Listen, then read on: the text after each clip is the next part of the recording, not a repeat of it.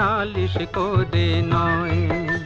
সরস্বতী বিদ্যাবতী তোমায় দিলাম খোলা চিঠি, একটু দয়া করো মাগো বুদ্ধি যেন হয়। এসব কথা লিখছি তোমায় নালিশ করে নয়।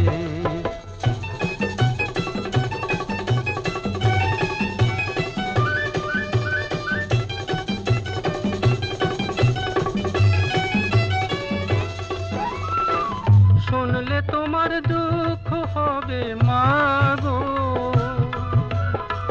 কোন দেশেতে ধান বেশি হয় কোন দেশেতে গম।